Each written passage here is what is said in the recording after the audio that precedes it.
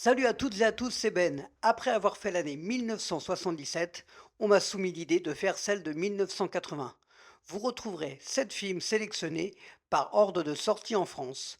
Alors c'est parti pour l'année 1980.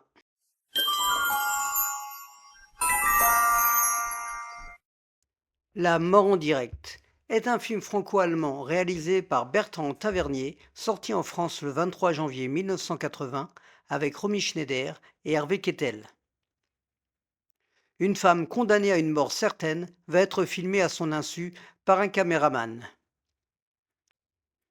Bertrand Tavernier nous emmène ici dans un terrain très particulier et va venir dénoncer tout ce qui concerne le voyeurisme et déjà à l'époque le concept très controversé de la télé-réalité. Romy Schneider, toujours intense, forte et fragile à la fois, dans le rôle de cette femme condamnée, mais qui malgré tout veut se battre face à la proposition malsaine que l'on veut lui obliger à faire. Harvey Keitel, inquiétant, dérangeant, il crée une ambiance qui met mal à l'aise avec son talent que l'on connaît si bien. On va retrouver aussi au casting Harry Dean Stanton, Thérèse Lyotard ou Max von Sydow. Ce film reste à part à mes yeux dans la filmographie de Bertrand Tavernier et mérite de s'y attarder. Il nous montre une autre facette du réalisateur. L'ambiance sera tendue entre Harvey Keitel et Romy Schneider. Chacun avait une vision bien différente de travailler. Romy Schneider giflera l'acteur pendant le tournage. La mort en direct, à voir sur Max.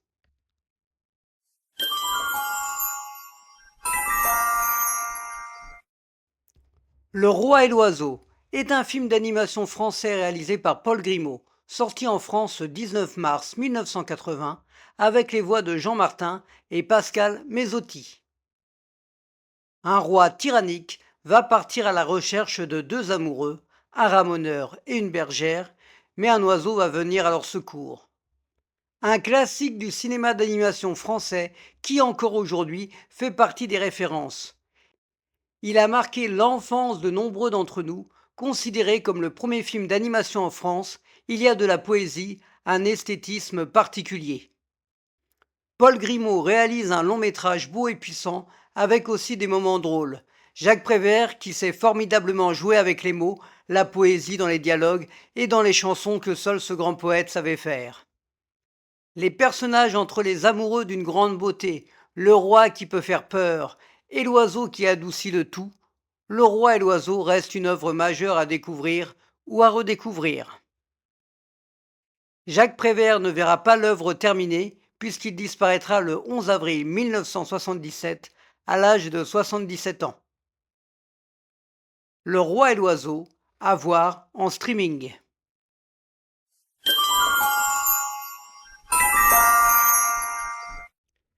Les Soudoués est un film français réalisé par Claude Zidi, sorti en France le 30 avril 1980 avec Daniel Auteuil et Michel Galabru.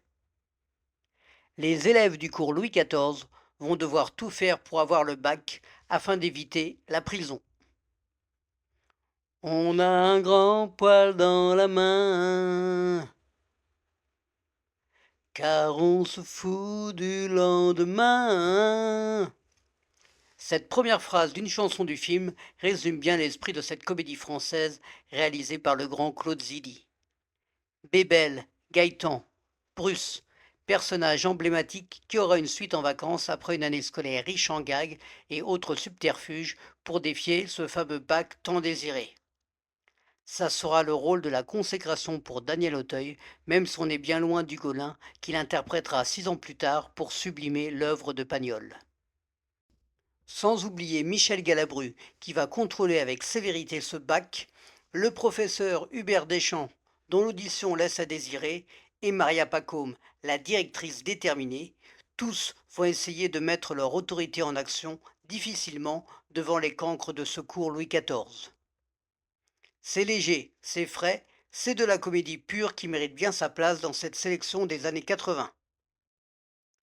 Le titre du film devait d'abord s'intituler La boîte à bac, mais ce sera Les Soudoués pour au final devenir Les Soudoués passent le bac pour enchaîner sur Les Soudoués en vacances. Les Soudoués à voir sur Prime Video.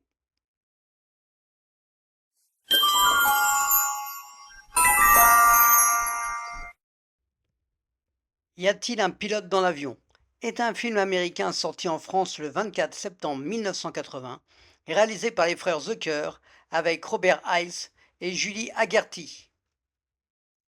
Un ancien pilote de guerre va se retrouver dans un avion afin de retrouver son ancienne petite amie.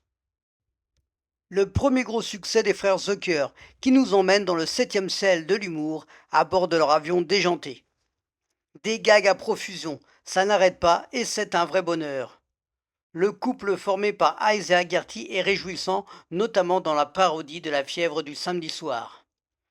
On retrouve aussi des grands acteurs de la génération des années 60, comme Robert Stark en Capitaine Rex Kramer ou Peter Graves, le célèbre Jim Phelps de la série Mission Impossible, qui ici aime poser des questions bien particulières.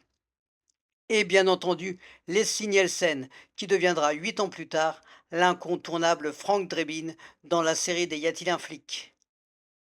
Attachez vos ceintures et préparez-vous pour le décollage et un vol de délire garanti. Karim Abdul-Jabbar, le grand basketteur des années 70, qui jouait ici le copilote de l'avion, avait fait une scène remarquée et remarquable aux côtés de Bruce Lee dans Le jeu de la mort 2 ans auparavant. Y a-t-il un pilote dans l'avion à voir sur Paramount+.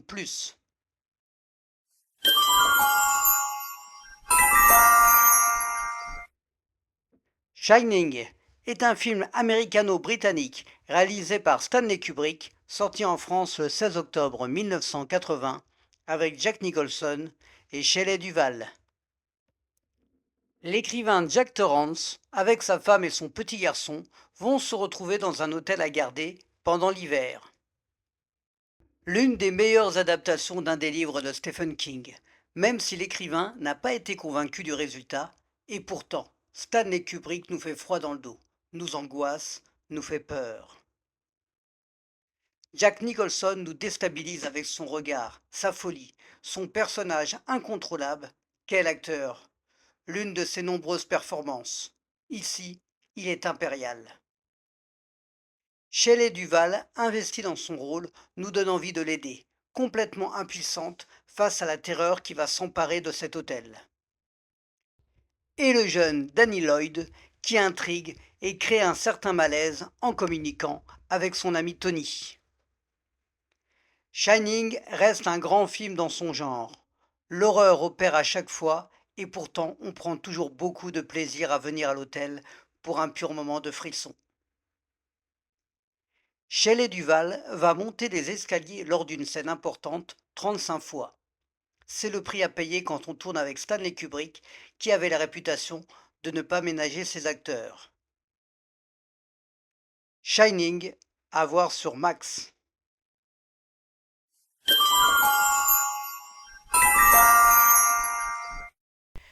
Les Blues Brothers est un film américain réalisé par John Landis, sorti en France le 7 novembre 1980 avec John Belushi et Dan Aykroyd.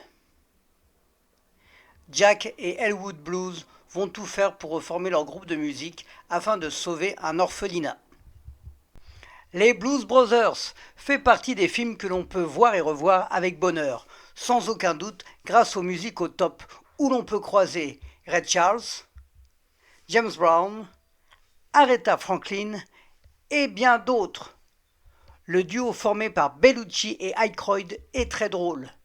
Les frères Blues sont attachants et on adore les suivre dans leur mission. Musique, humour, cascade, tout est réuni pour faire de ce film un incontournable de l'année 1980. Vous retrouverez aussi Carrie Fisher, notre princesse Léa, dans un rôle avec beaucoup de caractère. Mettez vos lunettes noires et votre plus beau costume pour rejoindre les Blues Brothers. C'est le film avec le plus de voitures détruites, pas loin de 60. Il détient le record du carambolage. Les Blues Brothers, à voir en streaming.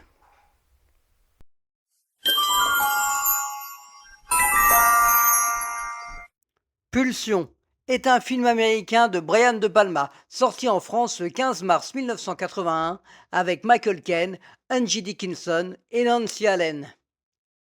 Une femme d'une cinquantaine d'années souffre de troubles sexuels et demande de l'aide à son psychiatre.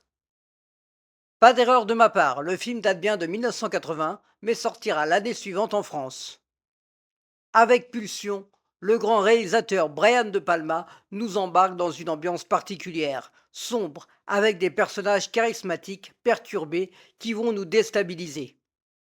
Il y a tout d'abord Angie Dickinson qui incarne cette femme avec ses fameuses pulsions sexuelles qu'elle a du mal à gérer. Elle dégage à l'écran quelque chose de sensuel et dramatique à la fois.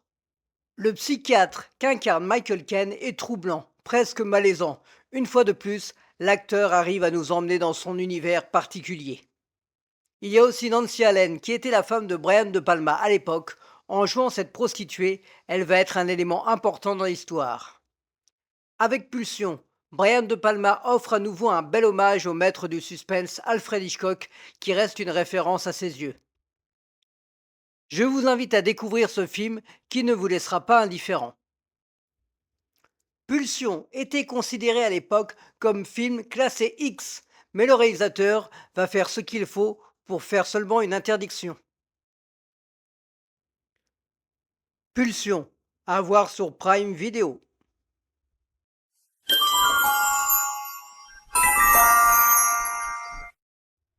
Alfred Hitchcock, réalisateur, mort à l'âge de 80 ans.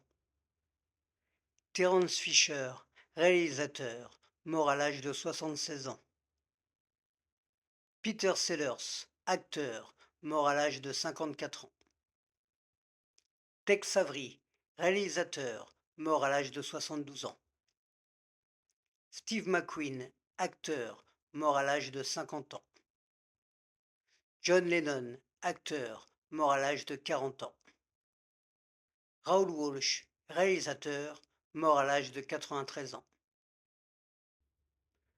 Voilà, c'est tout pour l'année 1980. J'espère que cette sélection vous a plu. N'hésitez pas à liker, à partager, à commenter et à vous abonner. À me dire dans les commentaires si vous aviez d'autres films en tête. Je vous dis à très bientôt pour une nouvelle année et à très vite sur ma chaîne YouTube Un jour un film.